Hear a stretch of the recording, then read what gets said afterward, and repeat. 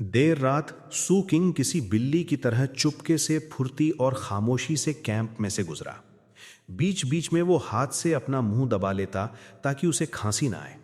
शुरू में ज्यादा दर्द नहीं हुआ, लेकिन जैसे जैसे वो जबरदस्ती खांसी रोकता रहा, उसके फेफड़े जलने लगे और उसका चेहरा सफेद पड़ गया। शुक्र है कैंप बहुत बड़ा नहीं था और सार्जेंट थंडर के आंगन और अपने कैबिन तक पहुंचने में ज्यादा वक्त नहीं लगा। अंदर भागने के बजाय वो थोड़ी दूरी पर खड़ा हो गया, अपनी सांसों को काबू करने की कोशिश करने लगा। लंबी सांस लेने और छोड़ने के बाद वो फिर चलने लगा। बांस का दरवाजा खोलकर उसने चारों तरफ देखा, फिर अपने कैबिन में दाखिल हुआ। जैसे ही वो अंदर पहुंचा, वो खुद को और रोक नहीं पाया और मुंह भर के काला खून खांस दिया। जब वो जमीन पर गिरा तो उससे हिस की तेज आवाज आई। खून निकलने के बाद उसके चेहरे पर थोड़ा रंग वापस आया। हाफते हुए वो क्रॉस लेगेड बैठ गया और मेडिटेटिव ब्रीदिंग एक्सरसाइजेस शुरू कर दी। वक्त बीता। आखिरकार उसने आंखें खोली। कितना खतरनाक जहर था। फैट माउंटेन ने जिस गैस के बादल का इस्तेमाल किया था वो वाकई बेहद जहरीला था। लेकिन अगर सू किंग ने वो कदम ना उठाया होता तो फैट माउंटेन शायद मदद के लिए चिल्ला देता और तब हालात और भी मुश्किल हो जाते। अगर सू किंग जख्मी होने का नाटक भी करता तो उसे शक था कि वो फैट माउंटेन को बेवकूफ बना पाता और उस पर हावी हो पाता। जैसे ही उस आदमी को पता चला कि उसका पीछा किया जा रहा है, उसने हालात को बखूबी संभाल लिया था। उसकी एक ही गलती थी, सू किंग की ताकत को कम समझना। आखिर में सू किंग ने अपने सीने में मौजूद वायलेट क्रिस्टल और उसकी रीजनरेशन पावर्स पर भरोसा किया था। उसने जहरीली गैस के खतरों का सामना किया और आगे बढ़कर अपने दुश्मन को जल्द से जल्द मार दिया। लगता है उसने सही चुनाव किया था। वायलेट क्रिस्टल में सचमुच जहर को काटने और उससे हुए नुकसान को ठीक करने की ताकत थी। उसके फेफड़ों में अब भी खुजली हो रही थी और उसे अब भी खांसी आ रही थी, लेकिन यह इस बात का संकेत था कि हीलिंग प्रोसेस शुरू हो चुका है। स्कैवेंजर्स जितना दिखते हैं उससे कहीं ज्यादा उलझे हुए होते हैं। अब जब मैं सोचता हूं, अगर मैंने हॉर्स फोर को इतनी सटीकता से ना मारा होता और अगर उसे पलटवार करने का मौका मिल जाता तो चीजें और भी मुश्किल हो जाती। वहां बैठे हुए उसने दोनों मुठभेड़ों को याद किया और सोचा कि वो कहां बेहतर कर सकता था। बाद में उसने गहरी आह भरी और अपने थैले के सामान को देखा। वो जानता था कि कुछ तो छूट रहा है। फैट माउंटेन मुझे अकेले इसलिए मारना चाहता था क्योंकि उसे हॉर्स फोर के थैले से कुछ चाहिए था। यहां तक कि वो इसके लिए भी मेरा शिकार करने को तैयार था। आखिर इन चीजों में ऐसी क्या खास बात थी? उसने थैले का सारा सामान अपने सामने उलट दिया, जिसमें सारे स्पिरिट कॉइन्स भी शामिल थे। संग्रह पर नजर डालने के बाद वो हर चीज को एक एक करके गौर से देखने लगा। इस तरह उसने पहचान लिया कि कौन सी चीजें मामूली हैं, जो कि लगभग सारी ही थीं। आखिर में उसके पास लोहे का वो टुकड़ा बचा। मत्थे पर शिकन के साथ उसे देखते हुए वो समझने की कोशिश करने लगा कि इसमें क्या खास है। क्या वो इसके पीछे था? ये तो बिल्कुल भी खास नहीं लग रहा। क्या ये कोई कीमती क्राफ्टिंग मटेरियल है? कुछ और सोचने के बाद उसने सब कुछ वापस रख दिया और फैसला किया कि वो इस लोहे के बारे में और जानकारी ढूंढेगा। अगला उसने फैट माउंटेन के थैले को देखा। उसमें कोई व्हाइट बुलेसेस नहीं थी, लेकिन ढेर सारे स्पिरिट कॉइन्स थे। वहां ढेर सारी बोतलें और मर्तबान थे जो जहरीली चीजों से भरे थे। सू किंग ने उनमें से किसी को खोलने की हिम्मत नहीं की। आखिरकार उसने अंबर के उस आधे कुचले हुए टुकड़े को देखा जो फैट माउंटेन मरने से ठीक पहले इस्तेमाल करने वाला था। और ये क्या हो सकता है? वो मरने से ठीक पहले इसे कुचलने की कोशिश कर रहा था। ये महसूस करते हुए कि नतीजे पर पहुंचने के लिए उसके पास पर्याप्त जानकारी नहीं है, उसने उसे सावधानी से रख दिया। इन सारे कामों को निपटाने के बाद वो अपनी कल्टीवेशन में लग गया। अब जबकि वो की कॉन्डेंसेशन के दूसरे लेवल पर था, उसने पाया कि जब वो सोने जाता तो उसे पूरी तरह आराम करने के लिए सिर्फ 2 घंटे चाहिए होते थे। इस वजह से वो अपना बचा हुआ ज्यादातर वक्त कल्टीवेशन में बिताता था। और अब उसे उस साइड फैट माउंटेन का पीछा नहीं करना था, तो उसके पास और भी वक्त था। अगले पूरे दिन वो मेडिटेशन पर फोकस रहा। शाम होने पर ही उसने आंखें खोली और दरवाजे की तरफ देखा। ठीक उसी वक्त उसे सार्जेंट थंडर की आवाज सुनाई दी। किड, आंगन में आओ। सुखझिंग खड़ा हुआ और बाहर निकला। सार्जेंट थंडर ने आंगन में एक टेबल लगाया था जो खाने पीने की चीजों से भरा था। कुल मिलाकर वहां 6 कुर्सियां और 6 सेट बर्तन थे। सार्जेंट थंडर ने सुखझिंग को बैठने का इशारा किया। इतनी सारी कटोरियां और चॉपस्टिक्स देखकर सुखझिंग बस अंदाजा लगा सकता था कि लोग खाने पर आने वाले हैं। क्या पिछले कुछ दिनों में तुम बेस कैंप में ढल गए हो? सार्जेंट थंडर ने पूछा, मेन गेट की तरफ देखते हुए। काफी हद तक, सुखझिंग ने जवाब दिया, खाने के फैलाव को देखते हुए। चाहे लंबी कल्टीवेशन सेशन की वजह से हो या खुशबूदार महक की वजह से, सुखझिंग का पेट जोर जोर से गुर्रा रहा था। सार्जेंट थंडर ने सुना और हंस पड़े। शांत रहो, हम कुछ मेहमानों का इंतजार कर रहे हैं। आपका मतलब स्क्वाड थंडरबोल्ट के बाकी मेंबर्स? बुढ़े ने हाँ में सर हिलाया और कुछ कहने ही वाले थे कि अचानक उन्होंने मेन गेट की तरफ देखा। सुखझिंग ने भी वही किया। एक भारी भरकम आदमी वहां था, अंधेरी सड़क से अंदर आ रहा था। वो क्रूएल ऑक्स से भी लंबा और ज्यादा मस्कुलर था, इतना कि वो किसी छोटे पहाड़ जैसा लग रहा था। उसके हर कदम के साथ उसकी मांसपेशियां फड़क रही थीं और उससे एक डरावनी हवा निकल रही थी। उसने अपनी पीठ पर एक विशाल स्टील की ढाल बांध रखी थी और एक वुल्फ टूथ क्लब उठा रखा था जो सुखझिंग से भी लंबा था। उसके हर कदम से एक गूंजती हुई आवाज आती थी। जब उसने आंगन में कदम रखा तो पूरी जगह छोटी लगने लगी और वो इतना ताकतवर लग रहा था कि सुखझिंग को लगा जैसे वो रूइंड सिटी के किसी विशाल म्यूटेंट बीस्ट के सामने हो। हे बॉस, मैं वापस आ गया, बड़े आदमी ने कहा सार्जेंट थंडर को देखकर मुस्कुराते हुए। फिर उसने सारा खाना देखा और उसकी आंखें चमक उठीं। उसने जल्दी से अपनी ढाल उतारी और उसे वुल्फ टूथ क्लब के साथ एक तरफ रख दिया। दोनों को नीचे रखने पर धुम की आवाज आई। वो बैठा और कुर्सी ने एक बहुत तेज चरमराहट की आवाज की। इस पूरे वक्त में उस आदमी ने सुखझिंग पर एक नजर भी नहीं डाली। सार्जेंट थंडर मुस्कुराए लेकिन कुछ बोले नहीं, और इस तरह वो विशाल आदमी बस वहां बैठा खाने को देखता रहा, लेकिन उसमें से कुछ खाया नहीं। जहां तक सुखझिंग की बात थी, उसने कनखियों से ढाल और वुल्फ टूथ क्लब को देखा। नीचे रखते वक्त जो आवाज आई थी उससे साफ था कि वो बेहद भारी हैं। दरअसल वो शर्त लगा सकता था कि उनका वजन उससे ज्यादा होगा। ज्यादा वक्त नहीं बीता था कि आंगन की खामोशी फिर टूटी। इस बार 2 लोग दिखाई दिए, एक आदमी और एक औरत। आदमी नौजवान था और उसकी पीठ पर एक कमान था। वो लंबा और पतला था और उसके चेहरे पर एक क्रॉस जैसा जख्म था जो ऐसा लग रहा था जैसे जबरदस्ती उस पर खोदा गया हो। वो और उसकी तेज आंखें मिलकर उसे बहुत डरावना बना रही थीं। औरत 30 साल के आसपास की लग रही थी। उसके चेहरे के नक्शो कनक सामान्य थे, लेकिन उसने तंग चमड़े के कपड़े पहने थे जो उसे बेहद सेक्सी और आकर्षक लग रहे थे। जब वो अंदर आए, सार्जेंट थंडर ने उनका स्वागत किया और जैसे ही वो बैठे, कमान वाले नौजवान ने सुखझिंग को बहुत गौर से देखा। जहां तक औरत की बात थी, उसकी आंखों में एक जिज्ञासु चमक थी जब वो हंसी और बोली, बॉस, आप एक काम के लिए गए थे और एक बच्चे के साथ वापस आए। मुझे नहीं पता था कि आप इतने तंदुरुस्त हैं बूढ़े। क्या इसीलिए आपने हम सबको वापस बुलाया है, ये बताने के लिए कि आपका इतने वक्त से एक सीक्रेट लव चाइल्ड था? इसकी उम्र सही नहीं है, भारी भरकम आदमी ने कहा। सुखझिंग ने अपना मुंह बंद रखा और अपने बाएं पैर को थोड़ा साइड में किया ताकि जरूरत पड़ने पर वो आसानी से अपना खंजर निकाल सके। उसे लग रहा था कि 3 लोगों के खिलाफ ये ज्यादा मदद नहीं करेगा और वो बता सकता था कि ये नए आने वाले बहुत ताकतवर हैं। दरअसल वो शायद फैट माउंटेन से भी ज्यादा ताकतवर थे, खासकर वो कमान वाला आदमी जिसकी नजरें सुखझिंग के अंदर तक झांकती हुई लग रही थीं। दूसरों को इग्नोर करते हुए सार्जेंट थंडर ने सुखझिंग को देखा, फिर भारी भरकम आदमी की तरफ इशारा किया। ये सैवेज घोस्ट है, ये बॉडी रिफाइनमेंट के 3रे लेवल पर पहुंच चुका है और ये पैदाइशी पावर हाउस है। सार्जेंट थंडर ने फिर बाकियों की तरफ इशारा किया और उनका परिचय दिया। ग्रेसफुल रैप्टर की कॉन्डेंसेशन की 3रे लेवल में है, वो जानवरों से बात कर सकती है। कैंप के ज्यादातर आवारा कुत्ते उसकी आंखें और कान हैं। क्रूसिफिक्स की कॉन्डेंसेशन के 4थे लेवल के पीक पर है, सेम लेवल के बहुत कम लोग उसका मुकाबला कर सकते हैं। और ये किड है, ये बॉडी रिफाइनमेंट के 2रे लेवल पर पहुंच चुका है। स्क्वाड के बाकी मेंबर्स ने इज्जत से सार्जेंट थंडर की बात सुनी और सुखझिंग ने भी सुनी। चलो खाना खाते हैं, हम साथ में बात भी कर सकते हैं। सार्जेंट थंडर ने मांस के एक टुकड़ा उठाया और खाना शुरू किया। फिर आगे उन्होंने कहा, मैंने तुम सबको वापस इसलिए बुलाया है क्योंकि इस साल बहार की फसल जल्दी आ गई है और कैंप के मालिक ने नए मिशन रिवॉर्ड्स का ऐलान किया है। जो भी पार्टी सबसे ज्यादा 7 लीफ क्लोवर्स लाएगी उसे 3 डस्ट पर्जिंग पिल्स मिलेंगी। और जैसा कि तुम जानते हो, डस्ट पर्जिंग पिल्स व्हाइट बुलेसिस से कहीं ज्यादा असरदार हैं।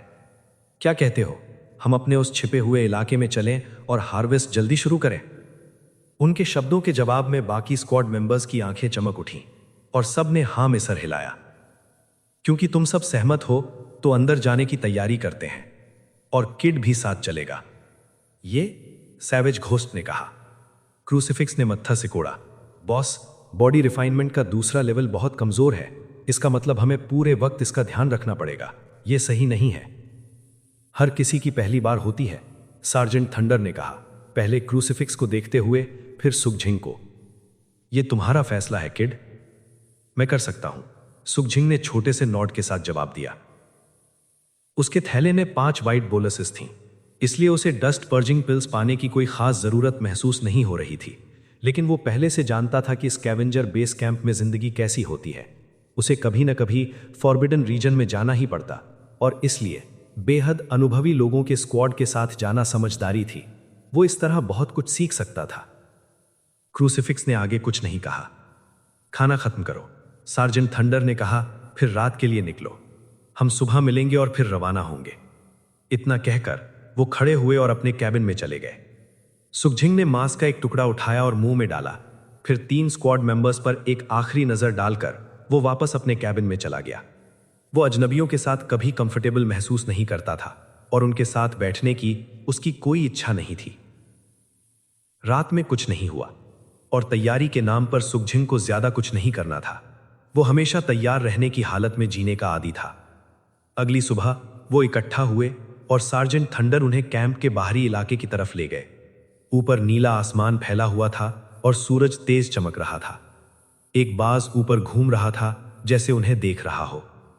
इसी तरह कैंप में जिन स्कैवेंजर्स के पास से वो गुजरे, उन्होंने ग्रुप को नोटिस किया। शायद ये सैवेज घोस्ट के विशाल शरीर और आकर्षक ग्रेसफुल रैप्टर की वजह से था। यहां तक कि हाल ही में आए कैरावान के कुछ लोगों ने भी उनकी तरफ देखा।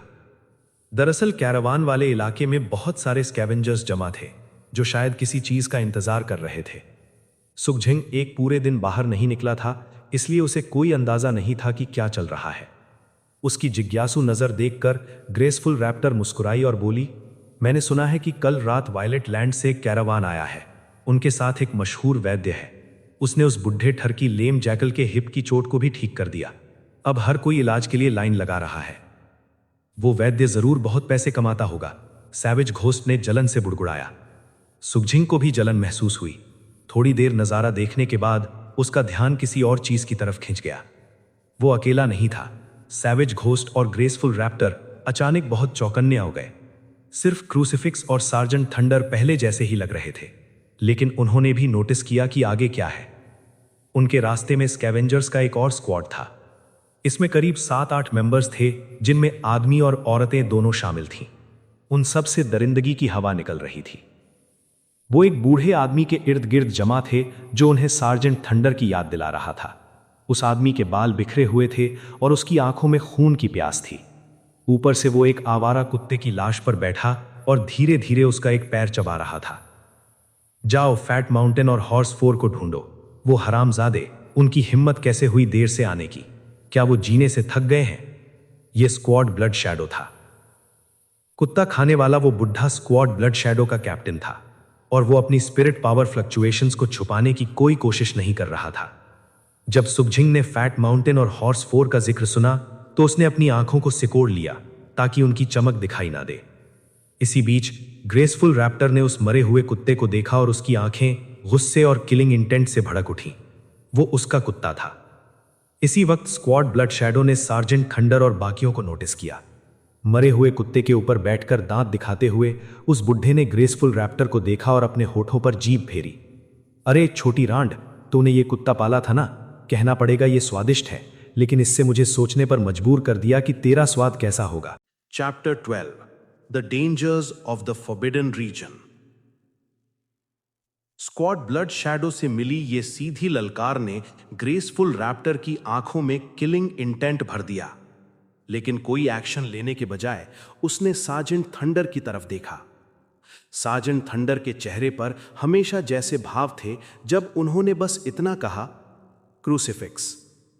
बिना एक शब्द कहे क्रूसिफिक्स ने अपनी पीठ से कमान उतारा, तीर चढ़ाया और उसे आसमान में छोड़ दिया। वो सीटी बजाता हुआ ऊपर गया, किसी उल्टी बिजली की तरह, और एक पल बाद वो ठीक उस बाज में जा लगा जो ऊपर मंडरा रहा था। खून लाल फूल की पंखुड़ियों की तरह फूट पड़ा और एक दर्दनाक चीख गूंजी जब बाज नीचे गिरा। एक पल बाद वो ठीक दोनों स्क्वाड्स के बीच जमीन पर आ गिरा। इसी बीच स्क्वाड ब्लड शैडो का एक मेंबर अपनी जगह लड़खड़ाया। उसका चेहरा मौत जैसा सफेद पड़ गया जब उसने मुंह भर के खून की उल्टी की। वो बाज उसी का था, लेकिन ग्रेसफुल रैप्टर के कुत्ते से अलग ये जानवर स्पिरिट पावर के जरिए उससे जुड़ा हुआ था, जिससे वो उसे कंट्रोल कर पाता था। जब उसे चोट लगती तो उसे भी लगती थी। ब्लड शैडो के बाकी मेंबर्स ने किलिंग इंटेंट के साथ घूरा, लेकिन उनके कैप्टन ने उन्हें अपनी जगह रुकने का इशारा किया। कुत्ते से उतरकर उसने ग्रेसफुल रैप्टर को इग्नोर किया और सार्जेंट थंडर को देखा। सार्जेंट थंडर ने वापस उसे ठंडी आंखों से देखा।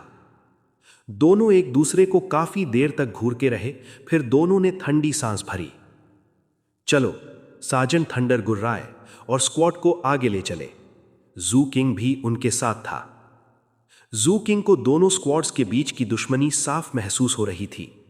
जब वो थोड़ा आगे निकल गए, उसने पीछे मुड़कर देखा तो उसे एहसास हुआ कि स्क्वाड ब्लड शैडो के मेंबर्स अभी भी फैट माउंटेन और हॉर्स फोर का इंतजार कर रहे थे। बेशक वो दोनों कभी नहीं आने वाले थे। पीछे देखते हुए वो सार्जेंट थंडर और बाकियों के पीछे बेस कैंप से बाहर निकल गया।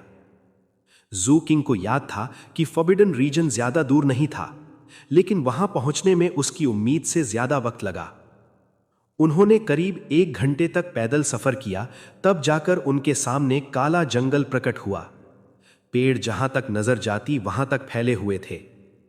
सुबह काफी देर हो चुकी थी और सूरज तेज चमक रहा था, लेकिन जंगल बिल्कुल अलग दुनिया लग रहा था। तूफानी बादल जंगल के ऊपर आसमान में भरे हुए थे, साथ ही कभी कभी बिजली भी गिर रही थी। कुल मिलाकर फॉरबिडन रीजन एक रहस्यमयी और खतरनाक जगह लग रही थी। जू किंग सार्जेंट थंडर के पीछे चलते हुए सब कुछ शांति से देख रहा था। स्क्वाड ने भी खामोशी बनाए रखी, लेकिन जैसे जैसे वो करीब आ रहे थे, जू किंग उन्हें तनाव में महसूस कर सकता था। उसे भी वैसा ही लग रहा था। एक पॉइंट पर उसे एक अजीब सा एहसास हुआ, जैसे वो अचानक किसी बर्फीली ठंडक वाले इलाके में आ गया हो जिसने उसके शरीर की सारी गर्मी निचोड़ ली हो। तब उसे पता चला कि वो सच में फॉरबिडन रीजन के अंदर है। साथ ही बाहरी दुनिया के सारे फिजूल ख्याल उसके दिमाग से निकल गए। वो जानी पहचानी मनहूस ठंडक उसकी हड्डियों में उतर गई, जिसने तुरंत उसे रूइंड सिटी और खूनी बारिश की याद दिला दी। उसने गहरी सांस ली और पूरी तरह चौकन्ना हो गया। अपने लोहे के स्क्यूअर पर पकड़ मजबूत रखी, बिल्कुल वैसे ही जैसे वो रूइंड सिटी में करता था। एक बड़ा फर्क ये था कि वो शहर टूटे फूटे मकानों से भरा हुआ था, जबकि ये जगह मुड़े हुए पेड़ किसी भूत की तरह खड़े थे। उनके पैरों के नीचे की कीचड़ नरक की मिट्टी जैसी सड़ रही थी। पत्ते फैंग्स और पंजों की तरह आसमान की तरफ लपक रहे थे। स्क्वाड थंडरबोल्ट के मेंबर्स ने इस सब को आराम से लिया। हथियार पीठ पर बांधे हुए वो सावधानी से उस रास्ते पर चले जो साफ तौर पर उनके लिए जाना पहचाना था। कुछ इलाके बिल्कुल आम लग रहे थे, लेकिन उन्होंने उन्हें अवॉइड किया, और कुछ इलाके बहुत खतरनाक लग रहे थे, फिर भी वो उनके बीच से गुजरे। इस तरह उन्होंने कई खतरों को टाल दिया। जू किंग साथ चलता रहा, हर चीज पर बारीकी से ध्यान देते हुए। एक अजीब बात उसने नोटिस की कि सार्जेंट थंडर हमेशा सबसे आगे नहीं चलते थे। कभी सैवेज घूस्ट आगे होता, कभी ग्रेसफुल रैप्टर। वो बारी बारी से ये काम कर रहे थे। वो लगातार आगे बढ़ते रहे, और कभी कभी जानवरों की आवाजें आने के बावजूद जू किंग रिलेटिवली सुरक्षित महसूस कर रहा था। बीच बीच में जहरीले कीड़े आ जाते, जिस पर ग्रेसफुल रैप्टर कोई खास अगरबत्ती जलाकर उन्हें भगा देती। 2 घंटे तक बिना एक शब्द कहे चलने के बाद उन्होंने एक कीचड़ वाले दलदल के पास ब्रेक लिया। जू किंग ने नोटिस किया कि ग्रेसफुल रैप्टर में एक मेडिसिनल पाउडर निकाला और उसे कीचड़ के ऊपर फेंक दिया। कुछ ही पलों में ढेर सारे जहरीले कीड़े बाहर निकल आए और हालांकि वो हमला करने ही वाले थे, ग्रेसफुल रैप्टर ने शांति से दूसरे तरह का पाउडर निकाला और उन पर छिड़क दिया। कीड़े हर दिशा में भाग गए और एक पल बाद दलदल शांत हो गया। ये काम होते ही स्क्वाड मेंबर्स ने कीचड़ उठाकर खुद पर लगाना शुरू कर दिया। क्या तुमने सब कुछ दिमाग में बिठा लिया, अब तक की सारी डिटेल्स? जू किंग ने हां में सिर हिलाया और बिना किसी हिचकिचाहट के कीचड़ उठाकर खुद पर लगाना शुरू कर दिया। हम उन इलाकों को अवॉइड करते हैं जहां गिरे हुए पत्ते ढेर लगे होते हैं। वजह यह है कि हम जानते हैं कि जानवर उन हिस्सों से बचते हैं, वरना पत्ते कुचले हुए होते। हम उन रास्तों पर चलते हैं जहां हमें जानवरों की गंदगी दिखती है। जाहिर है जानवर इंस्टिंक्टिवली सुरक्षित रास्ते चुनेंगे। कम से कम वहां बहुत सारे खतरे या जानलेवा दलदल नहीं होंगे। सैवेज घूस्ट की सूंघने की शक्ति बहुत तेज है। वो खतरनाक म्यूटेंट बीस्ट्स की खुशबू पहचान सकता है जिससे हम उनसे बच सकते हैं। जाहिर है तुम्हें सीखने के लिए बहुत कुछ है, बस जितना हो सके याद रखना। जब सैवेज घूस्ट का जिक्र हुआ तो जू किंग ने उसकी तरफ देखा। भारी भरकम आदमी ने वापस उसे देखा और मुस्कुराया। खुद पर कीचड़ लगाते हुए सार्जेंट थंडर ने आगे कहा, सालों पहले हमने खोजा था कि इस दलदल में नाइट लिजर्ड्स की उतरी हुई कहछूल मिली हुई है। इस कीचड़ को खुद पर लगाकर हम अपनी ऑरा छुपा सकते हैं और कई दूसरे खतरनाक जीवों को दूर रख सकते हैं। हमारे उत्तर में पॉइजनस ड्रैगन पॉन्ड है। यह फॉरबिडन रीजन इतना एक्सप्लोर किया जा चुका है कि हम स्कैवेंजर्स ने इसे अलग अलग हिस्सों में बांट लिया है। उनमें से एक हिस्सा पॉइजनस ड्रैगन पॉन्ड है, लेकिन आज हम वहां नहीं जा रहे हैं, बल्कि हम सीधा जाएंगे। तब तक जू किंग ने कीचड़ लगाना खत्म कर लिया था। उसी समय क्रूसिफिक्स पास से गुजरा। कल क्रूसिफिक्स ने जू किंग के आने के खिलाफ बात की थी, लेकिन अब उसने थोड़ी सलाह दी। अपने म्यूटेशन ब्लॉचेस पर ध्यान देना। फॉरबिडन रीजन्स में बहुत म्यूटेजन है। अगर तुम अपनी म्यूटेशन लिमिट पार कर गए तो तुम्हें कोई नहीं बचा पाएगा। जू किंग ने हां में सिर हिलाया। हालांकि सलाह की जरूरत नहीं थी, उसे पहले ही एहसास हो गया था कि यहां म्यूटेजन कितना तेज है। यह रूइंड सिटी के मुकाबले कमजोर था, लेकिन वो जानता था कि उसके अंदर म्यूटेजन काफी जमा हो चुका है। जब वो कल्टीवेशन नहीं कर रहा था, तब भी बस सांस लेना ही उसके बाजू पर बने म्यूटेशन ब्लॉचेस में दर्द पैदा करने के लिए काफी था। एक व्हाइट बोलस निकाला और उसे मुंह में डालकर जीभ पर रखकर धीरे धीरे घुलने दिया। आखिरकार सब कीचड़ से ढक गए और वो फिर से चलने लगे। लेकिन जिस रास्ते पर वो अब चल रहे थे, वो अब तक के रास्तों से बहुत अलग था। वो धीरे चल रहे थे और सबने अपने हथियार हाथ में लिए हुए थे और इस्तेमाल के लिए तैयार थे। जू किंग उन हथियारों को देखे बिना नहीं रह सका। सैवेज घूस्ट के पास स्टील शील्ड और वुल्फ टूथ क्लब था। सार्जेंट थंडर के पास फाइटिंग गॉन्टलेट्स थे। क्रूसिफिक्स के पास कमान थी और ग्रेसफुल रैप्टर एक चमकता हुआ आरी जैसा खंजर लिए हुए थी। शूकिंग ने फैट माउंटेन के पीछे बिताए दिन बेकार नहीं गए थे। उसकी तेज सुनने की शक्ति ने उसे अलग अलग स्कैवेंजर्स के बीच हुई काफी बातें सुनने में मदद की थी और उसने काफी कुछ सीखा था। मिसाल के तौर पर वो जानता था कि हथियारों को आमतौर पर 3 श्रेणियों में बांटा जाता है: मैजिकल ट्रेजर्स, टैलिस्मैन ट्रेजर्स या प्राइज्ड ट्रेजर्स। मैजिकल ट्रेजर्स बेहद दुर्लभ यानी रेयर और लेजेंडरी आइटम्स होते थे। माना जाता था कि ऐसे सभी आइटम्स अलग अलग लेवल के म्यूटेजन से पल्यूटेड होते हैं।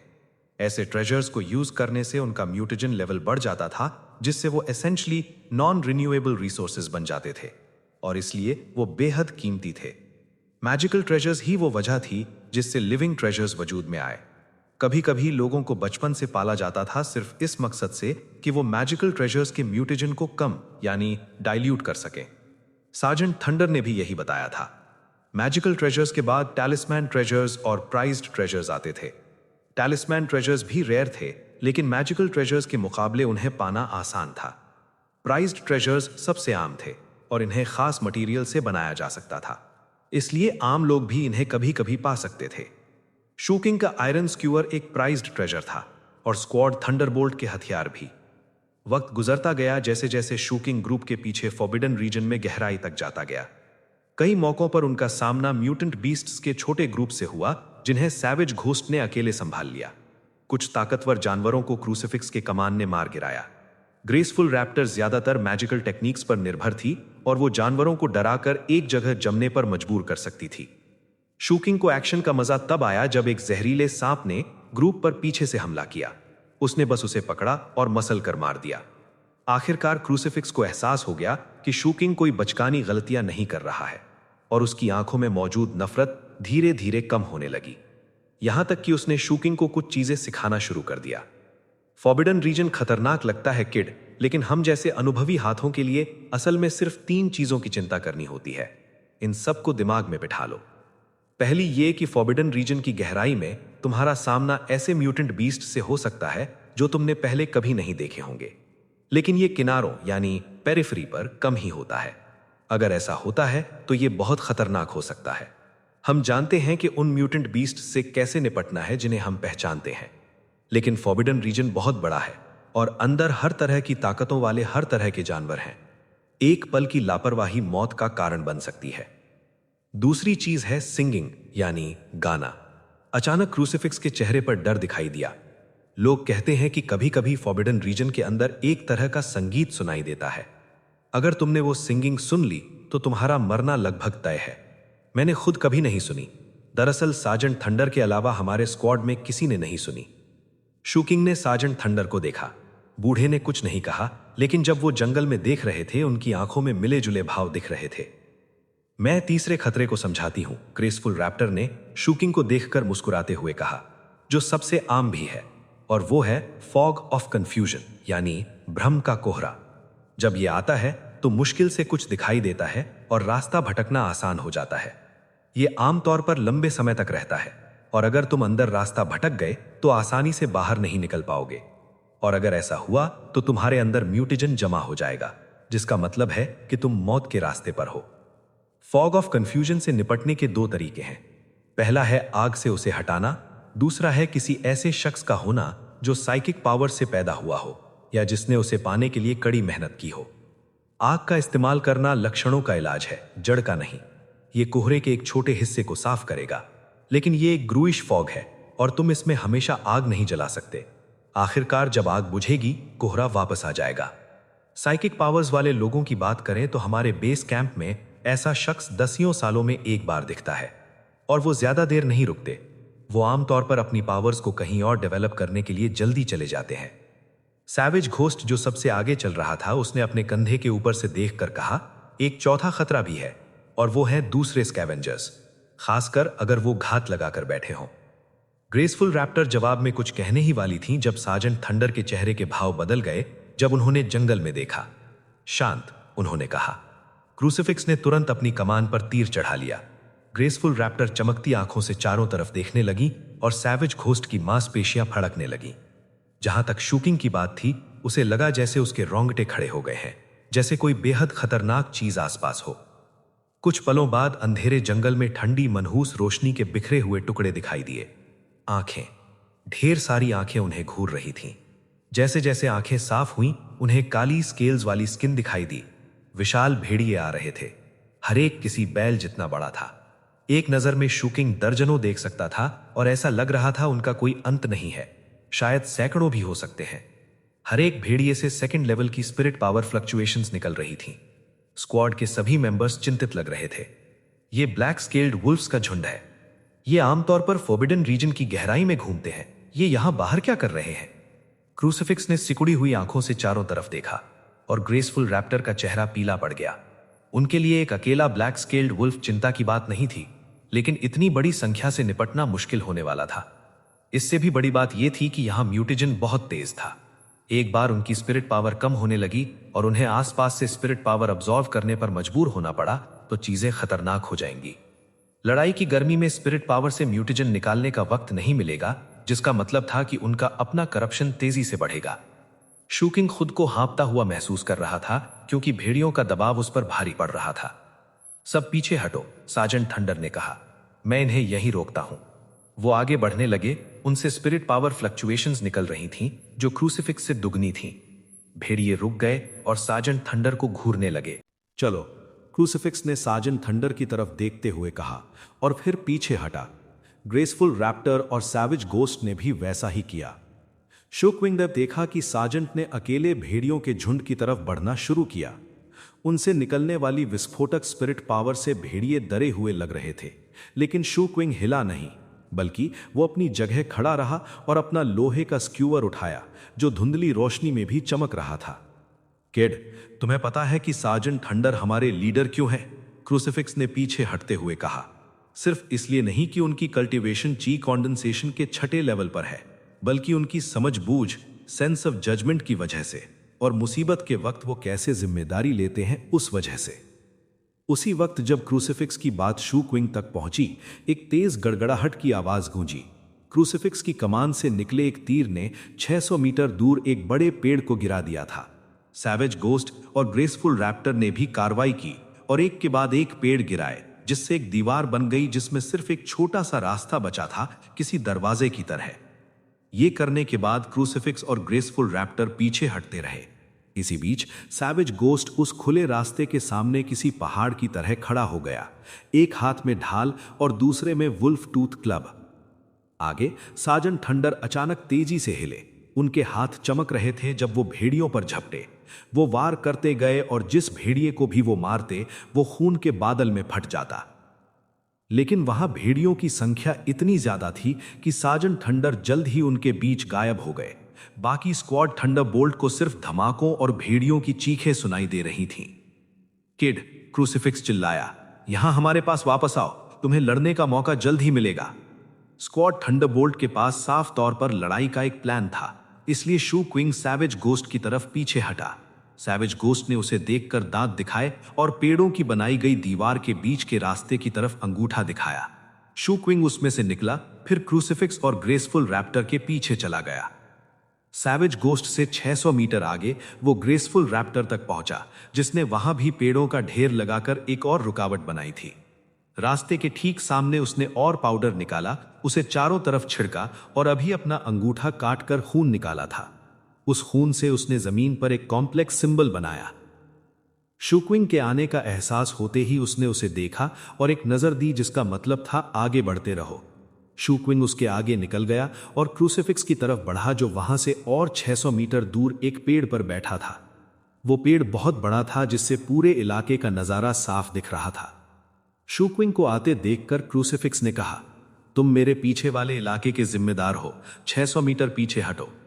शूकविंग ने हाँ में सिर हिलाया। अब तक उसे समझ आ गया था कि स्क्वाड थंडरबोल्ट का प्लान क्या है। पेड़ के पास से गुजरने के बाद वो 600 मीटर दौड़ा और फिर चारों तरफ देखा। ये पक्का करने के बाद इलाका साफ था। उसे झाड़ियों के पास कीचड़ का एक हिस्सा मिला, जहां वो छुप गया। ये बिल्कुल वैसा ही था जैसे वो रूइंड सिटी में खाने के लिए शिकार करता था। जगह लेने के बाद वो बिल्कुल स्थिर, मोशनलेस रहा। थोड़ी देर बाद दूर से आने वाले धमाकों की आवाजें और तेज हो गईं। पेड़ों की वजह से वो देख नहीं पा रहा था कि 2400 मीटर दूर क्या हो रहा है, लेकिन वो महसूस कर सकता था कि वहां भयानक लड़ाई चल रही है। शूकविंग की नजर से दूर साजन थंडर सचमुच भेड़ियों से लड़ रहे थे। हालांकि वो ची कॉन्डेंसेशन के छठे लेवल पर थे, लेकिन एनर्जी बर्बाद नहीं कर सकते थे, इसलिए वो कोई एक्स्ट्रा ऑर्डिनरी चीज नहीं कर पा रहे थे। शुक्र है उनका अपनी स्पिरिट पावर पर जबरदस्त कंट्रोल था। उसका फायदा उठाते हुए वो अब ब्लैक स्केल्ड वुल्व्स को सैवेज गोस्ट की तरफ ले जा रहे थे। एक शैतानी मुस्कान के साथ सैवेज गोस्ट ने अपना वुल्फ टूथ क्लब सिर के ऊपर उठाया। फिर साजन थंडर उसके पास से गुजरे और उसने आते हुए भेड़ियों पर क्लब दे मारा। पेड़ पर ऊंचा बैठा क्रूसिफिक्स अपनी कमान के साथ तैयार था। तीर के रूप में स्पिरिट पावर की धाराएं चीखती हुई निकली, हवा में लकीरें छोड़ती हुई भेड़ियों की तरफ बढ़ी। चीख पुकार फिर से हवा में गूंजी जब साजन थंडर सैवेज गोस्ट को पीछे छोड़कर ग्रेसफुल रैप्टर की पोजीशन की तरफ भागे। अब सैवेज गोस्ट वहां अकेला खड़ा था, एक जिंदा पहाड़ जो सभी दुश्मनों को रोक रहा था। ये वो वक्त था जब शूकविंग ने कीचड़ में छिपे हुए देखा कि साजन थंडर लड़ाई से दूर उसकी तरफ भाग रहे हैं। साजन थंडर तेजी से उसके पास से गुजरे। बुढ़े साजंट ने उसे देखा, लेकिन सिर हिलाने का वक्त भी नहीं था। कुछ पलों बाद वो 600 मीटर आगे थे, जहां वो क्रॉस लेग्ड बैठ गए, एक वाइट बुलिस निकाला और मेडिटेट करने लगे। वो वहीं रहेंगे जब तक उनकी लड़ने की बारी नहीं आती। ये स्क्वाड थंडरबोल्ट की बेसिक बैटल स्ट्रैटेजी थी। सार्जेंट थंडर उनमें सबसे ताकतवर थे। वो दुश्मन को रोके रखते जबकि बाकी पीछे हटकर पोजीशन लेते। सैवेज गोस्ट डिफेंस की अगली लाइन था। जब वो थक जाता तो ग्रेसफुल रैप्टर आगे आती और उसके पीछे क्रूसिफिक्स था। बारी बारी दुश्मन को रोककर उन्हें आराम करने और रिकवर होने का वक्त मिलता था। फॉरबिडन रीजन, जहां म्यूटेजन स्ट्रांग था, वहां छोटे स्क्वाड के लड़ने का यह सबसे बेहतर तरीका था। ग्रुप में सार्जेंट थंडर और क्रूसिफिक्स सबसे ज्यादा मेहनत कर रहे थे। पहले वाले को सबसे लंबे समय तक लड़ना था, सबसे ज्यादा भेड़िए मारने थे और साथियों के लिए वक्त खरीदना था। दूसरे को ना सिर्फ भेड़ियों को दूर रखना था, बल्कि अपनी ऊंची पोजीशन का फायदा उठाकर बाकी स्क्वाड मेंबर्स को सुरक्षित भी रखना था। फिर भी सबका रोल जरूरी था और उन सबको एक दूसरे पर भरोसा करके सहयोग करना था। तो एक स्कैवेंजर स्क्वाड ऐसा होता है, शूक्विंग ने सोचा। उसकी आंखों में दृढ़ निश्चय बढ़ने लगा।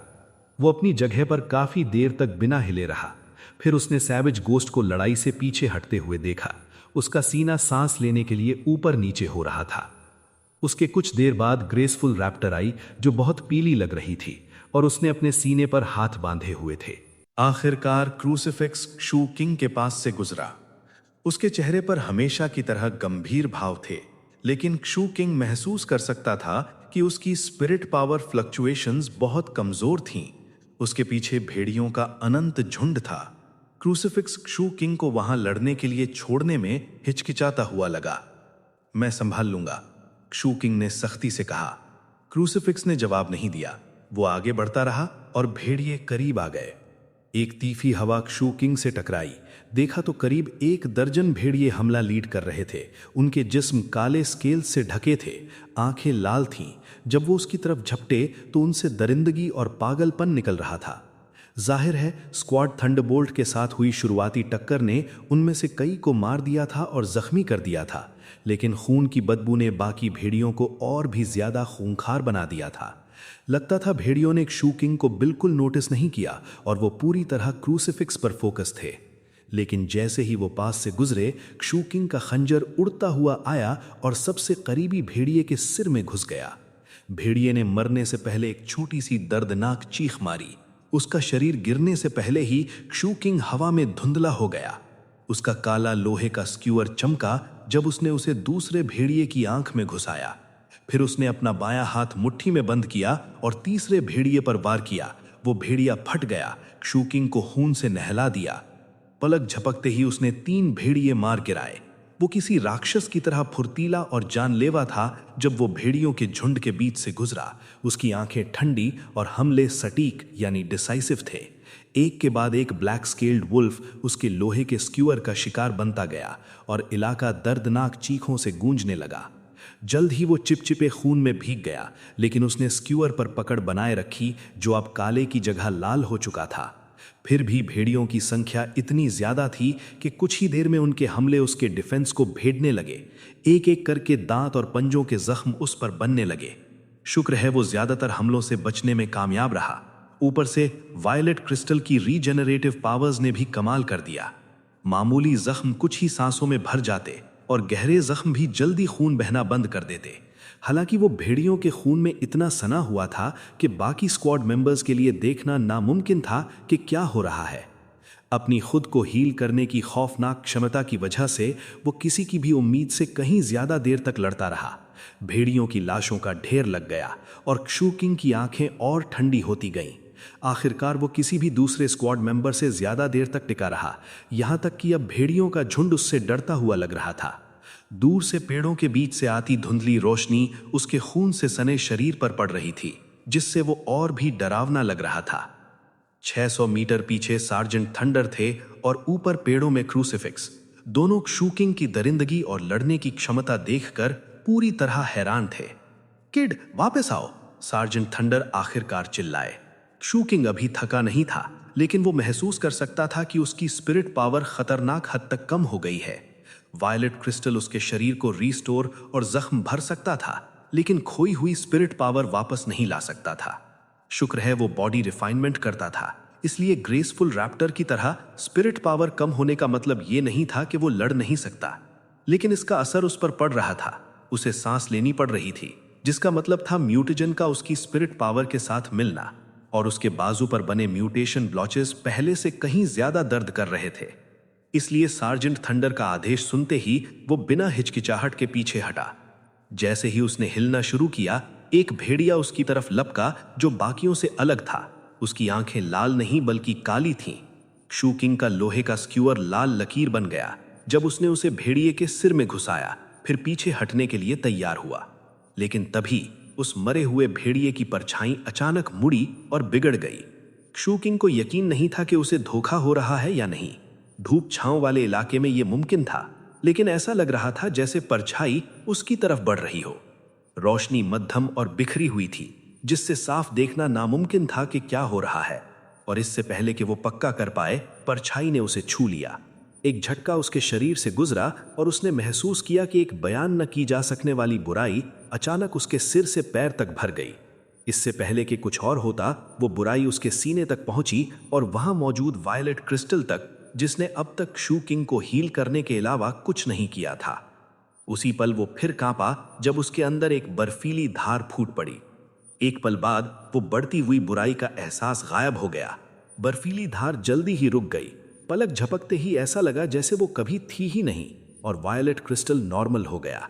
शू किंग हैरानी से खुद को देखने लगा, लेकिन ये वक्त सोचने का नहीं था।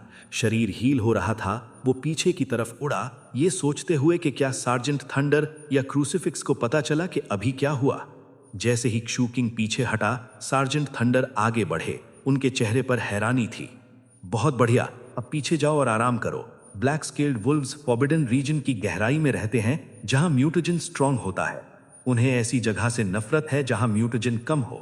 हमें बस काफी देर तक टिके रहना है, वो आखिरकार पीछे हट जाएंगे। इतना कहकर सार्जेंट थंडर आगे बढ़े और स्पिरिट पावर उनसे उबल रही थी जब उन्होंने उन भेड़ियों पर हमला किया जिनसे शू किंग अभी हटा था। सैवेज घोस्ट दिखाई दिया। वो काफी देर से पीछे इंतजार कर रहा था और शू किंग को खून से लथपथ लाशों का ढेर छोड़कर आते देखकर उसने सहारे के लिए हाथ बढ़ाया। मैं ठीक हूं, शू किंग ने उसका हाथ हटाते हुए फ्रंट लाइन से दूर जाता कहा। सैवेज घोस्ट ने उसे जाते देखा। उसकी आंखों में इज्जत थी। जब शू किंग ग्रेसफुल रैप्टर के पास पहुंचा तो साफ था कि उसे उसकी लड़ाई के बारे में बताया गया था, लेकिन फिर भी वो उसकी हालत देखकर हैरान थी। एक पल बाद उसने एक चमड़े का पाउच निकाला और उसे दिया। उसने उसे लिया और आकार से महसूस कर सकता था कि उसमें मेडिसिनल पिल्स है। ग्रेसफुल रैप्टर का शुक्रिया अदा करके वो उसके आगे निकल गया जब तक कि उसे पेड़ पर ऊंचा बैठा क्रूसिफिक्स नहीं दिखा। क्रूसिफिक्स ने कुछ नहीं कहा, लेकिन उसने शू किंग को मंजूरी का एक नोट दिया। शू किंग ने शांति से नोट वापस किया। आखिरकार उसे सबसे पीछे एक जगह मिली जहां उसने अशुद्ध ऊर्जा से भरी सांस छोड़ी, फिर 3 व्हाइट बोलसेस निकाली। जैसे ही पिल्स ने अपना काम किया, वो खुद को रिप्लेनिश करने के लिए स्पिरिट पावर अब्सॉर्ब करने लगा। करीब 1 घंटे बाद उसने आंखें खोली। अब वो थका हुआ नहीं था। ऊपर से उसे ये जानकर हैरानी हुई कि उसके अंदर का म्यूटेजन ना के बराबर लग रहा था। फिर उसने अपनी आस्तीन ऊपर की और अपने बाएं हाथ को देखा, और हैरानी की बात यह थी कि एक म्यूटेशन ब्लॉच गायब हो गया था, लेकिन वो अभी भी साफ तौर पर बॉडी रिफाइनमेंट के दूसरे लेवल पर था। भयानक लड़ाई से वो बिल्कुल कमजोर नहीं हुआ था, और रिकवर होने के बाद उसने पाया कि उसने कुछ प्रगति भी की है। उसे साफ याद है कि लड़ते वक्त उसे आसपास की स्पिरिट पावर अब्सॉर्ब करने पर मजबूर होना पड़ा था, और उसने अपने हाथ पर दोनों म्यूटेशन ब्लॉचेस में दर्द महसूस किया था। उसने पहले भी व्हाइट बोलसेस खाई थी, लेकिन वो कभी इतनी असरदार नहीं थी। फिर भी जो हुआ उसका कोई दूसरा स्पष्टीकरण नहीं था, सिवाय उसके कि ठंडक जो वायलेट क्रिस्टल की वजह से उसके अंदर बही थी। वो परछाई वायल महसूस हुई थी। फिर क्रिस्टल ने वो ठंडक भेजी। उसकी आंखें सिकुड़ गईं जब उसने पहले के उस ग्रूसम नजारे को याद किया। उसे पूरा यकीन था कि उसने उस परछाई को हिलते हुए देखा था, और वो रोशनी का धोखा नहीं था, और वायलेट क्रिस्टल से निकली ठंडक की धार भी असली थी। ऐसा लगा जैसे उसने बुराई के हमले का मुकाबला किया और उसे अंदर खींच लिया। क्या उसने उसे खा लिया? अभी उसके पास सिर्फ शक और अनुमान थे। वो वायलेट क्रिस्टल आखिर था क्या?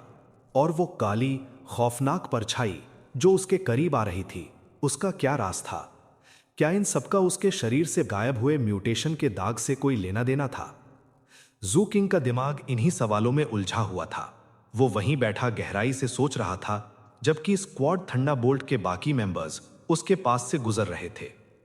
काफी देर बाद उसने अपने ख्यालों को शांत किया, लेकिन उसकी आंखों में अभी भी एक तेज चमक थी। इन सवालों के जवाब अभी मायने नहीं रखते थे, क्योंकि अब वो आराम कर चुका था और अब बारी थी दोबारा लड़ने की। उसने जमीन से अपना लोहे का स्क्यूअर उठाया और उसे साफ किया। क्रूसिफिक्स पीछे हटा और जू किंग ने बिना वक्त गंवाए मैदान जंग में छलांग लगा दी। उसकी रफ्तार हैरानगेज थी। वो किसी भूखे शिकारी की तरह भेड़ियों के उस झुंड पर टूट पड़ा और अगले ही पल वहां सिर्फ दर्दनाक चीखें गूंज रही थीं, जो किसी भयानक संगीत जैसी लग रही थीं। उसने उस देवता की आंखें खुलने का मंजर देखा था, उस खूनी बारिश को झेला था, और अब शाम की ये लड़ाई एक ऐसी कसौटी थी जो उसे पहले से भी ज्यादा खतरनाक बना रही थी। इस बार वो देर तक लड़ता रहा और फिर पीछे हटा ताकि स्क्वाड के बाकी लोग आगे आ सकें। वक्त गुजरता गया, सूरज डूबा और चांद निकल आया। फॉरबिडन रीजन की उस काली डरावनी रात में सिर्फ मौत और चीखों की आवाजें ही सुनाई दे रही थीं, तब तक जब तक सबकी सांसें फूल नहीं गईं। उनके पास मौजूद सारी वाइट बोलसेस यानी दवाइयां खत्म हो चुकी थीं। उनके शरीर में इतना म्यूटेजन जमा हो चुका था कि वो अब म्यूटेशन के बिल्कुल करीब पहुंच गए थे। तभी सुबह की पहली किरण दिखाई दी। भेड़ियों के झुंड में जो आखिरी थके हुए ब्लैक स्केल्ड वुल्फ्स बचे थे, उन्होंने इंसानों को घूरा और फिर दुम दबाकर वहां से भाग गए, और अचानक हर तरफ खामोशी छा गई। स्क्वाड थंडरबोल्ट का हर मेंबर खून से लथपथ था। वो जमीन पर गिरे हुए थे और जोर जोर से सांसें ले रहे थे। जू किंग का हाल भी कुछ अलग नहीं था। उस वायलेट क्रिस्टल ने उसके जख्मों को भर दिया था, लेकिन दिमागी तौर पर वो इतना थक चुका था कि उसे भी बाकियों जैसी ही थकावट महसूस हो रही थी। आखिरकार हम जिंदा बच गए, ग्रेसफुल रैप्टर ने धीमी आवाज में कहा। वो लड़खड़ाते हुए खड़ी हुई और जू किंग की तरफ देखकर बोली, शुक्रिया। सैवेज घोस्ट, जो अभी भी सांसें लेने के लिए तड़प रहा था, उसने जू किंग को देखा और थम्स अप दिखाया। रात भर चली उस लड़ाई में जू किंग का प्रदर्शन सार्जेंट थंडर और क्रूसिफिक्स की उम्मीदों से कहीं ज्यादा था। सच तो यह था कि अगर जू किंग ना होता तो शायद वो भेड़िए पीछे नहीं हिटते और स्क्वाड थंडरबोल्ट के मेंबर्स म्यूटेशन का शिकार हो चुके होते। सिर्फ जू किंग ही था जो वहां जमीन पर लेटा आसमान को घूर रहा था और उसका मन शंकाओं से भरा हुआ था। लड़ाई के दौरान उसे ये बात साफ महसूस हुई थी कि उसके शरीर में म्यूटेजन सोखने की रफ्तार पहले से बहुत कम हो गई थी, बल्कि उसे तो ये भी लग रहा था कि उसके अंदर का म्यूटेजन धीरे धीरे गायब हो रहा था। जब सब वहां लेटे हुए थे, सार्जेंट थंडर ने अपने माथे को रगड़ा और फिर ग्रुप की तरफ देखकर गंभीर आवाज में कहा, यह कोई इत्तेफाक नहीं था। वो ब्लैक स्केल्ड वुल्व्स लगातार हमला कर रहे थे, जैसे वो किसी खास चीज के पीछे हो। हमें अपना सारा सामान निकालकर चेक करना होगा। मुझे लगता है ये किसी इंसान की साजिश है। बाकी मेंबर्स के चेहरों पर शक था, लेकिन उन्होंने सार्जेंट का हुक्म माना और अपना सारा सामान बाहर निकाल दिया। जू किंग का दिल जोर से धड़क रहा था। वो सोच रहा था कि कहीं हॉर्स फोर के बैग में कोई ऐसी चीज तो नहीं जिसकी वजह से यह हमला हुआ हो। लेकिन तभी ग्रेसफुल रैप्टर की एक चीख ने सबका ध्यान खींच लिया। उसने सैवेज घोस्ट की तरफ इशारा किया। सैवेज घोस्ट के सामान के बीच एक टूटा फूटा लकड़ी का बक्सा रखा था। हैरानी की बात यह थी कि वो बक्सा धीरे धीरे गल रहा था, यहां तक कि उसमें से धुआं भी निकल रहा था। फॉरबिडन रीजन के जंगल में खुशबुओं का इतना गहरा जाल था कि उस बक्से की महक को पहचान पाना मुश्किल था। ये गल क्यों रहा है? सैवेज घोस्ट ने परेशानी से पूछा। सार्जेंट थंडर आगे बढ़े। उन्होंने वो बक्सा उठाया और ग्रेसफुल रैप्टर को पकड़ा दिया। उसने उसे सूंघा और उसके चेहरे पर एक बेहद गंदा भाव आ गया। उसने हां में सर हिलाया। ये तुम्हें कहां से मिला? सार्जेंट थंडर ने पूछा। सैवेज घोस्ट ने अपना सर खुजाते हुए कहा, जिस दिन मैं कैंप वापस आया था, मैंने ये उसी दिन खरीदा था। ये कीड़े भगाने वाला पाउडर है। ये बटरफ्लाई रैबिट की गंदगी से बना है, ग्रेसफुल रैप्टर ने समझाया। जब ये किसी खास स्टिम्युलेंट के संपर्क में आता है तो ये सुलगने लगता है और स्केल्ड क्रीचर्स यानी छिलके वाली खाल वाले जानवरों को अपनी तरफ खींचता है। और जाहिर है ब्लैक स्केल्ड वुल्व्स वही जानवर हैं। सैवेज घोस्ट सुन पड़ गया। माहौल अचानक बेहद तनावपूर्ण हो गया। जू किंग की आंखें सिकुड़ गईं। वो समझ रहा था कि इसका अंजाम क्या हो सकता है। एक लंबा वक्त गुजरा और फिर साजन थंडर ने ना में सर हिलाया। सैवेज घोस्ट को धोखा दिया गया है। अगर हम ये माने कि कैंप में किसी ने हमारे लिए जाल बिछाया था, तो ये अंदाजा लगाना मुश्किल नहीं कि वो कौन है। स्क्वाड ब्लड शैडो, क्रूसिफिक्स ने ठंडी और सख्त आवाज में कहा। मुझे लगता है उनका कोई अगला प्लान भी होगा, ग्रेसफुल रैप्टर ने कहा, और हमारी हालत अभी बहुत खराब है। साजन थंडर ने दूर कहीं देखते हुए कहा, तो सवाल यह है कि हम मिशन के साथ आगे बढ़ें या हार मान लें। सबका क्या कहना है? जू किंग खामोश रहा। बाकी लोगों ने एक दूसरे को देखा, लेकिन आखिर में क्रूसिफिक्स बोला, सार्ज, हम हार्वेस्टिंग पॉइंट से ज्यादा दूर नहीं हैं। हमने इस सफर में बहुत सारे रिसोर्सेस खर्च कर दिए हैं। अगर हम खाली हाथ वापस गए तो? साजन थंडर ने तुरंत कुछ नहीं कहा। उन्होंने सैवेज घोस्ट और ग्रेसफुल रैप्टर को देखा। सैवेज घोस्ट शर्मिंदगी से सर झुकाए बैठा था और रैप्टर के चेहरे पर एक जिद थी। सार्जेंट ने एक गहरी सांस ली। हम आगे बढ़ेंगे, उन्होंने फैसला सुनाया। जैसे ही हम हार्वेस्टिंग पॉइंट पर पहुंचेंगे, हमें जल्दी से काम खत्म करना होगा। फिर हम अलग अलग रास्तों से वापस जाएंगे और सीधा कैंप में मिलेंगे। फैसला हो चुका था। उन्होंने थोड़ी देर आराम किया और फिर फॉर्मिडन रीजन की तरफ दोबारा बढ़ चले। रास्ते में जू किंग ग्रेसफुल रैप्टर के पास गया और उससे उस एम्बर के टुकड़े के बारे में पूछा जो उसे फैट माउंटेन से मिला था। रैप्टर अपनी हैरानी छुपा नहीं पाया। उसने वो एम्बर लिया और उसे गौर से देखा। यह घोस्ट फेस स्कॉर्पियन की पूंछ है, उसने बताया। इसका जहर बेहद ताकतवर है और इसमें कुछ ऐसी औषधीय शक्तियां हैं जो शरीर में छुपी हुई ताकत को बाहर निकाल सकती हैं। लेकिन यह जहर खतरनाक भी है और उसे यूज करने के बाद इसका असर जल्दी खत्म करना पड़ता है। फिर भी लोग घोस्ट फेस स्कॉर्पियन को इन्हीं वजहों से पालते हैं और मार्केट में इसकी अच्छी कीमत मिलती है। जू किंग ने ग्रेसफुल रैप्टर का शुक्रिया अदा किया और वो एम्बर वापस रख लिया। ग्रुप अब पूरी तरह से चौकन्ना था, लेकिन साथ ही वो तेजी से आगे बढ़ रहे थे। इस बार वो पहले से भी ज्यादा शांत थे। शायद ब्लैक स्केल्ड वुल्व्स वाली घटना की वजह से उस इलाके में कोई और जानवर दिखाई नहीं दिया। स्क्वाड को किसी खतरे का सामना नहीं करना पड़ा और जल्द ही वो उस बॉर्डर एरिया पर पहुंच गए जो फॉरबिडन रीजन की गहराइयों की शुरुआत थी। अब वहां सिर्फ जंगल नहीं था, बल्कि घुमावदार पहाड़ियां और बहती हुई नदियां थीं। हाँ, नदियों का पानी काला था, जो इंसानों के पीने लायक बिल्कुल नहीं था। एक रास्ता घने जंगल के बीच से होता हुआ जा रहा था, जिसके आखिर में एक बेहद खूबसूरत घाटी थी। जैसे ही वो उस घाटी में दाखिल हुए, जू किंग को लगा जैसे वो किसी दूसरी दुनिया में आ गया हो। मोटी मोटी लताएं छत की तरह ऊपर फैली हुई थीं, जिन्होंने सूरज की रोशनी को रोका हुआ था।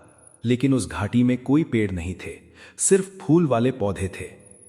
वो फूल किसी इंसान की मुट्ठी के बराबर थे और अलग अलग रंगों के थे। उनकी डंडी से एक नीली चमक निकल रही थी और उन पर 7 पत्ते थे। वो चमकते हुए सितारों जैसे लग रहे थे और उन्हें देखकर ऐसा लग रहा था जैसे वो घाटी एक शांत तारों भरा आसमान हो। वो नजारा बेहद दिलकश था। ये वही हार्वेस्टिंग पॉइंट था जिसे स्क्वाड थंडरबोल्ट ने ढूंढा था। ये एक गुप्त जगह थी जहां से मिलने वाली चीजों को बेचकर ये स्क्वाड आराम की जिंदगी गुजार सकता था। उन पौधों को तोड़ने का एक खास तरीका था, इसलिए वक्त बचाने और उन्हें खराब होने से बचाने के लिए जू किंग ने इस काम में हिस्सा नहीं लिया। थोड़ी देर देखने के बाद वो एक तरफ बैठ गया और अपनी सांसों की एक्सरसाइज करने लगा। पिछले दिन की लड़ाई की वजह से उसका कल्टीवेशन बेस बेहतर हो गया था और वो एक ब्रेक थ्रू पॉइंट के करीब था। आने वाले खतरों से बचने के लिए जू किंग वक्त बर्बाद नहीं करना चाहता था। इस फॉरबिडन रीजन में भी उसने अपनी सी एंड माउंटेन इनकैंटेशन पर काम जारी रखा और आसपास की स्पिरिट पावर को सोखना शुरू कर दिया। जैसे ही स्पिरिट पावर उसके अंदर गई, उस घाटी में हवा तेज हो गई। साजन थंडर ने उसकी तरफ देखा, लेकिन उसे रोका नहीं। वो अच्छी तरह जानते थे कि वापसी में उन पर हमला हो सकता है और इस वक्त थोड़ी सी भी एक्स्ट्रा ताकत उनकी जान बचा सकती है। कुछ वक्त गुजरा। स्क्वाड थंडरबोल्ट अभी भी पौधे जमा कर रहा था। तभी जू किंग के अंदर से हड्डियों के चटकने की आवाजें आने लगी। उसके रोम छिद्रों से गंदगी बाहर निकलने लगी, जो उसके शरीर पर लगे भेड़िए के खून के साथ मिल गई। उसी वक्त उसका मांस और खून भूखे जानवर की तरह आसपास की स्पिरिट पावर को निगलने लगा। उसके अंदर की आवाजें तेज होती गईं और फिर अचानक रुक गईं, जिसके बाद उसका दिमाग गरजने वाली आवाजों से भर गया। उसके शरीर की सारी नसें फूल गईं और उसका मांस एक हैरानगेज स्पिरिट पावर से भर गया। एक तेज धार जैसा ऑरा धीरे धीरे उसके अंदर भरने लगा, जैसे जैसे उसके आसपास की हलचल शांत होती गई। वो सीएन माउंटेन इनकेंटेशन के तीसरे लेवल तक पहुंच चुका था। अपनी आंखें खोलने से पहले उसने अपना सर झुका लिया, इसलिए कोई भी उसकी आंखों में उस वायलेट चमक को नहीं देख पाया। सच कहूं तो उसकी आंखों में जीत की कोई खुशी नहीं थी, बल्कि एक गहरा शक और डर छुपा था।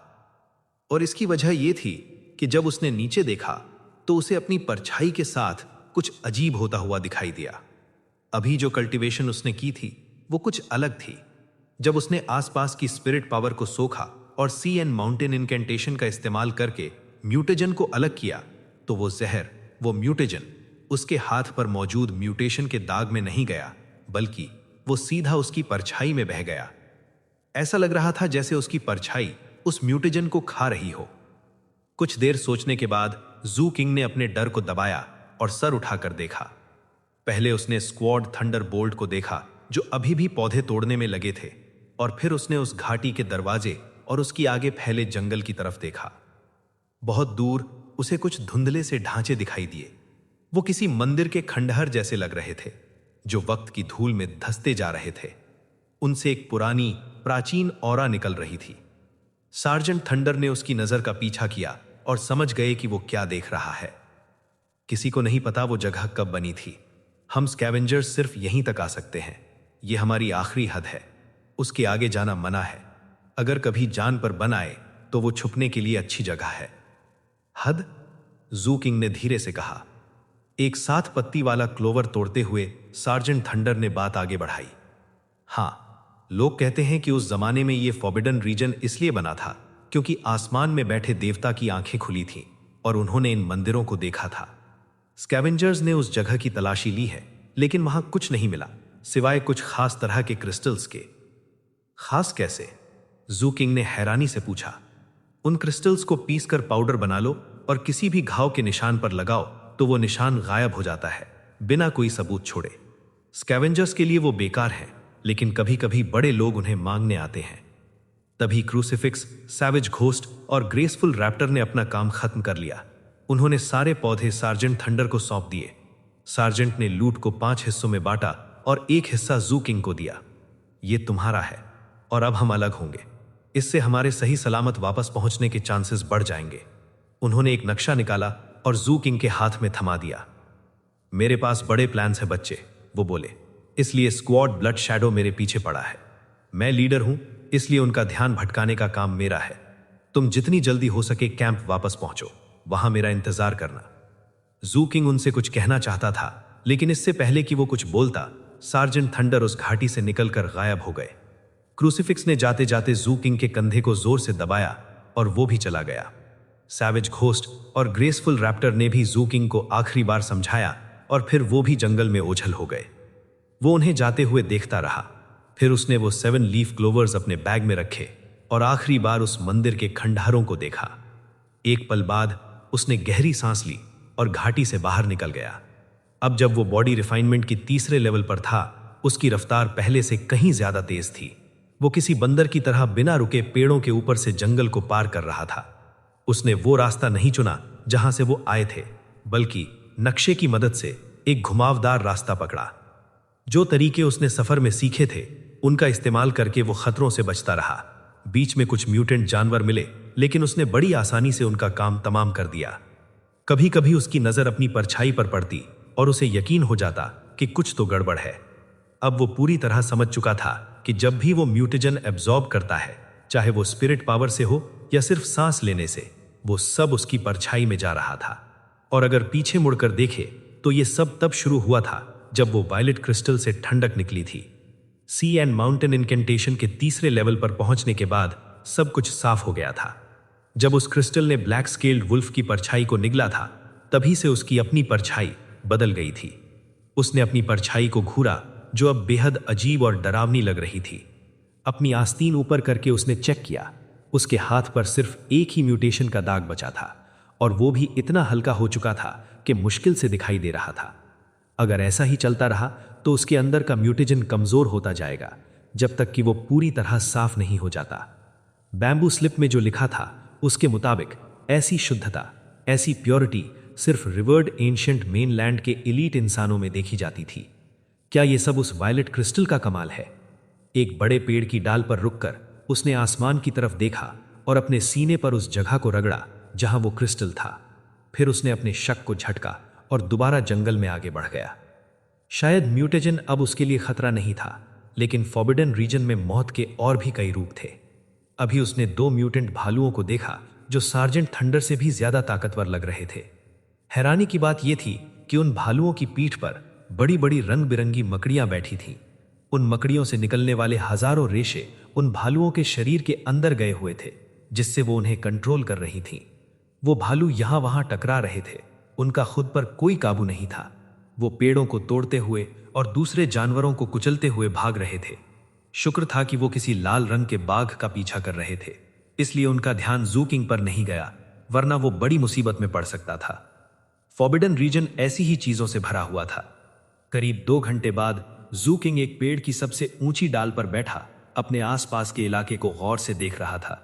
दूर कहीं उसने एक ऐसी चीज देखी जो जंगल का हिस्सा लग ही नहीं रही थी। वो एक विशाल पहाड़ के बराबर जेलीफिश थी, जिससे हड्डियां जमा देने वाली ठंडक निकल रही थी। वो फॉरबिडन रीजन के ऊपर हवा में तैर रही थी और उससे एक हल्की सी रोशनी निकल रही थी। उसका शरीर पारदर्शी था, इसलिए उसके अंदर हजारों सड़ी गली जानवरों की लाशें साफ दिख रही थी। उसके नीचे हजारों टेंटिकल्स लटक रही थे और उन पर बेहद घिनौनी आंखें बनी हुई थीं।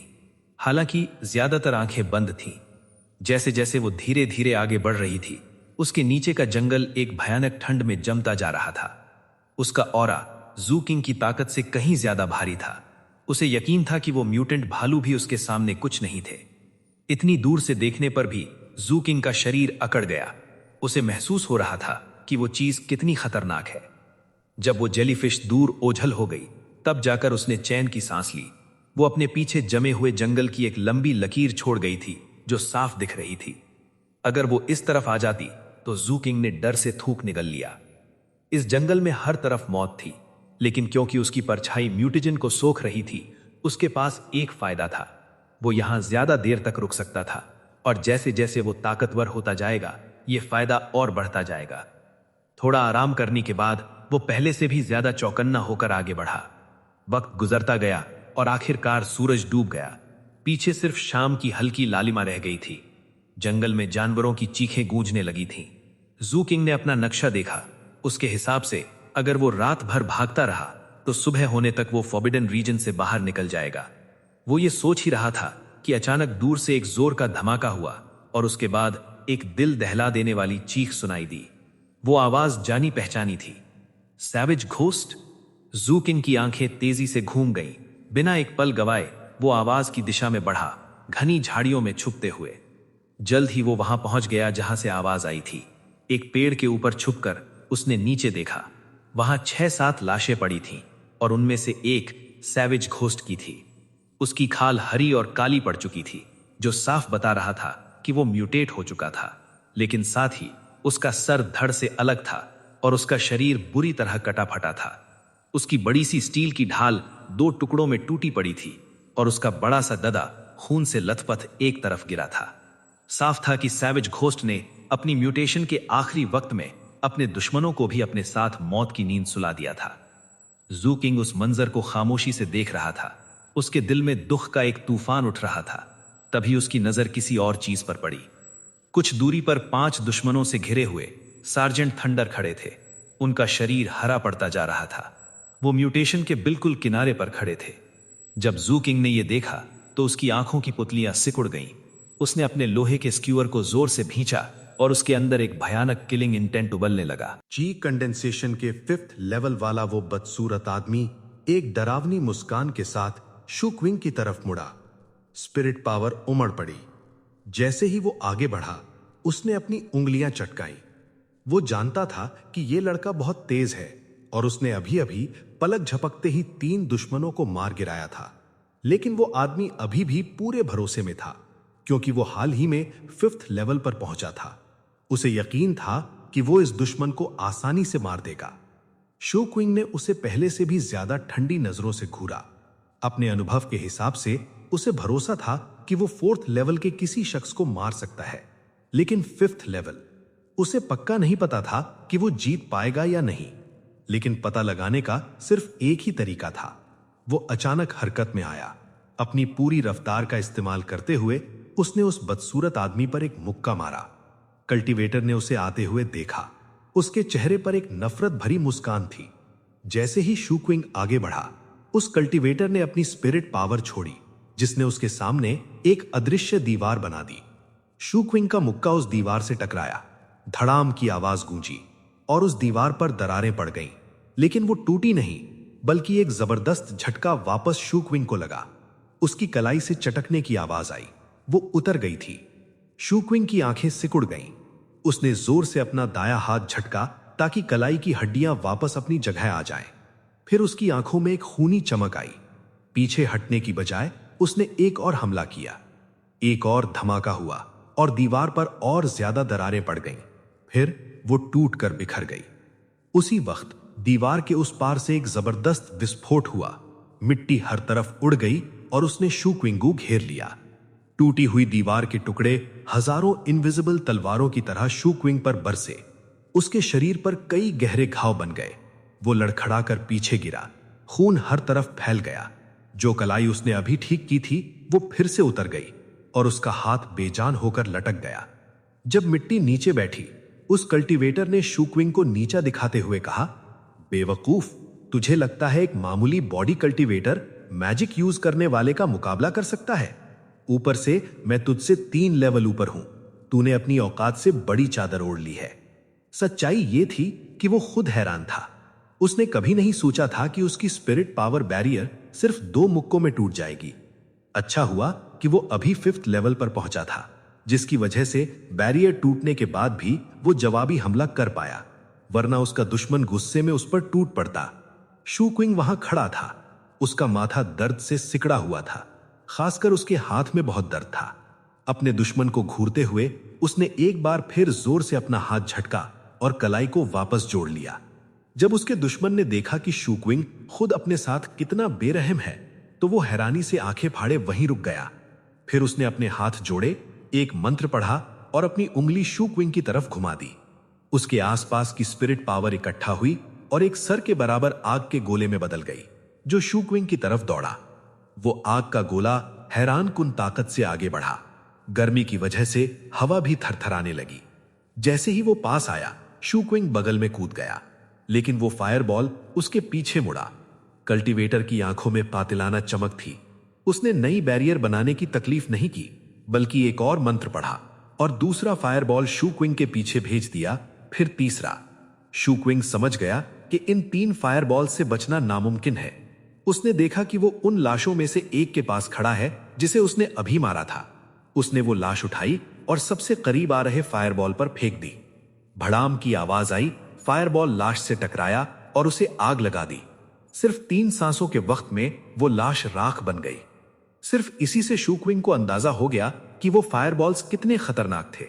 उनसे निकलने वाली गर्मी से ही उसकी खाल जलने लगी थी, और इससे पहले कि वो वहां से हट पाता, दूसरा और तीसरा फायरबॉल करीब आ गए।